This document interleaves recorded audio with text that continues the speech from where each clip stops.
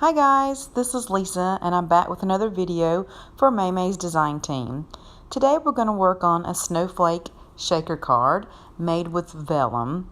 So the first step is I'm looking at some Maymay stamp sets to get an idea of what I want to work with.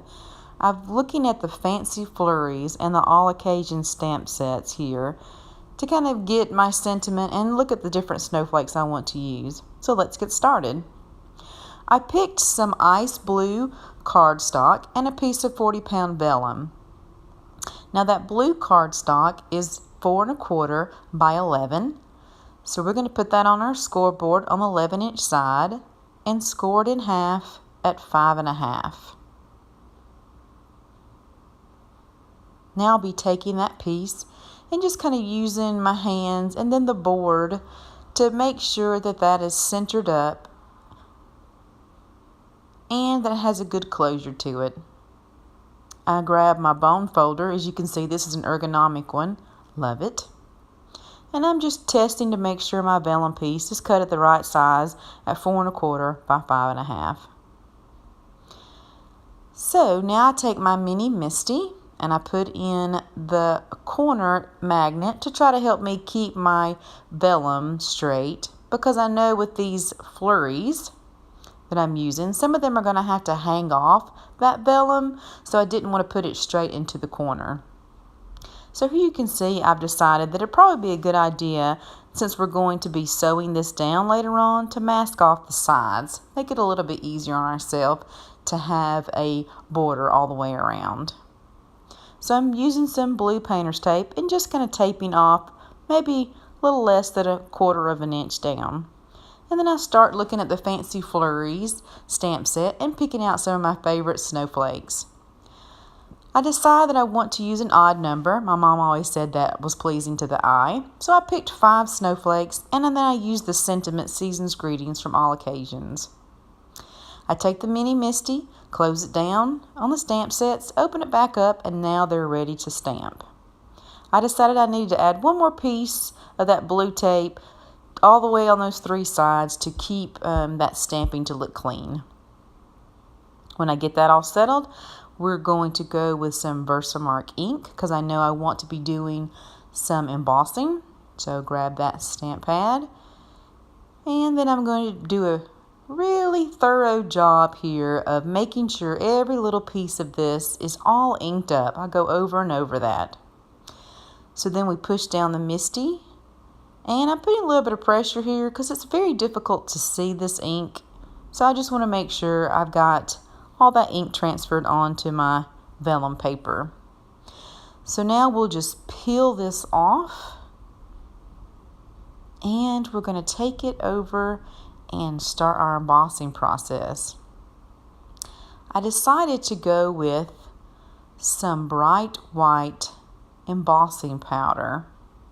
This is some that I've had in my stash for a while. So I take my little baby spoon I got, and we'll make sure we get a lot of that embossing powder to cover every little piece up. It takes me a few minutes to go over it a couple of different times to make sure all those different pieces are definitely covered in that embossing powder. So after that, we're going to grab our heating gun and we're going to make sure all that is nice and melted. This is so satisfying to see that change into this beautiful white snowflakes.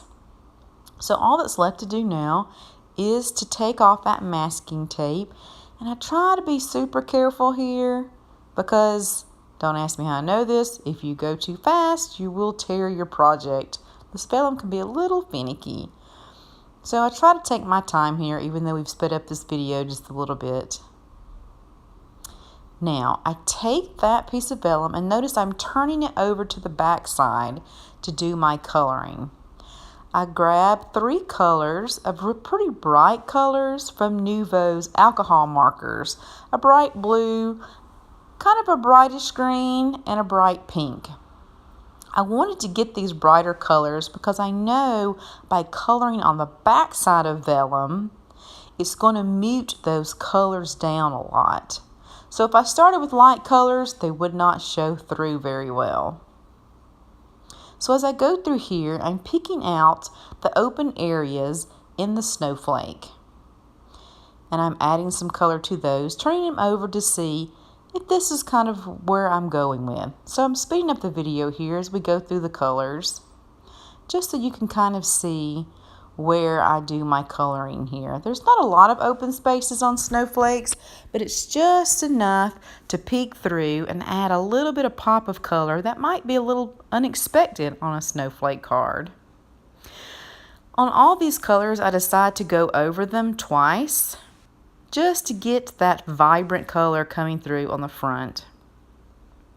I go over one more time with the pink color, and I'm satisfied of where we are.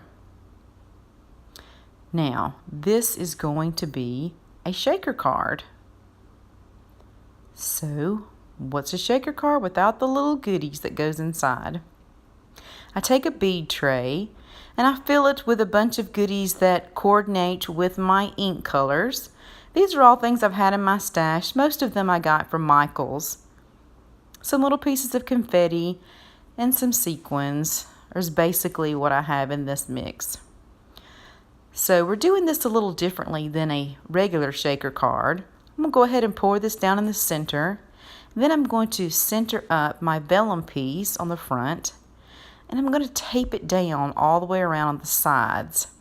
I'm going to try to get this straight and try to get my tape on as straight as I can, because we're going to turn this over to my mother, who is a seamstress in one of her lifetimes, and she's going to go around it with some silver thread to help finish off this card.